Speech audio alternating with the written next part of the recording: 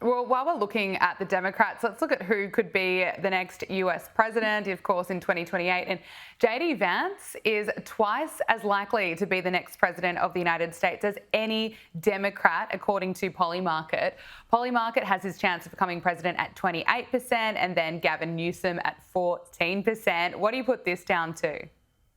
I put this down to, I honestly think a lot of people, again, I'm a conservative, there's no secret about it whatsoever, but I can say that the sentiment of those that are still, that I'm friends with that aren't necessarily conservative, actually, JD Vance was very well received by them. And I was surprised by that because I think when he was initially announced as the vice president, there was a little bit of a lack of enthusiasm for, wow, this is a sucker punch kick right in the moment that he was announced. I remember distinctively on X between conservatives.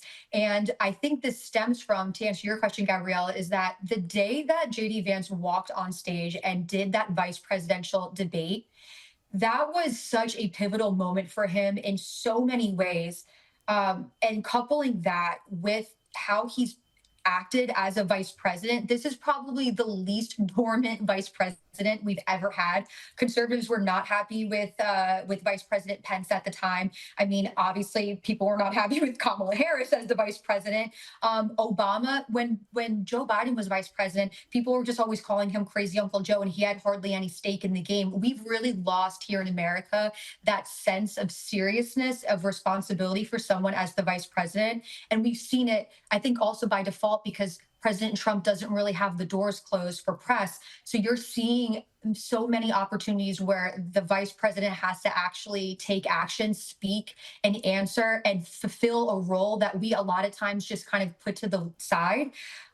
So I think that's really it. People are happy with him, whether you want to hyper focus on the latest with President Trump that people would like to debate about for sure. But President or Vice President Vance has been very consistent since the Mm. day that he went into those vice presidential debates, and he's only gotten stronger. And seeing this administration and him acting in it has almost, people might have been able to, or thought maybe to chalk it up as, oh, it was beginner's luck, or you probably were going to do pretty darn well against, say, Tim Walz. But it's so much more than that now. So I think that's where the numbers are coming from. And no one wants to see Gavin Newsom as president. You could take 2 seconds and look at his new PR stunt when he went on the Sean Ryan show and said that he would happily accept a firearm and that he has no issue with the Second Amendment.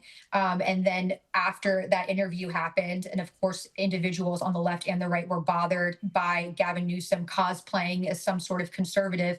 It turns out, and this is public information now, is that Gavin Newsom did not accept that gun, and it was because he said in his own words that the California laws were too confusing for the average person, let alone himself. And he didn't want to have to deal with all of the hoops to jump through to obtain that firearm as a gift from Sean Ryan. So if you don't understand the Constitution and you're making your own state difficult in trying to exercise their natural rights, well, then you're probably not going to be president. Well, there's no denying he's certainly eyeing off the top job, and I'm sure we will be hearing Yeah. him on some more podcasts.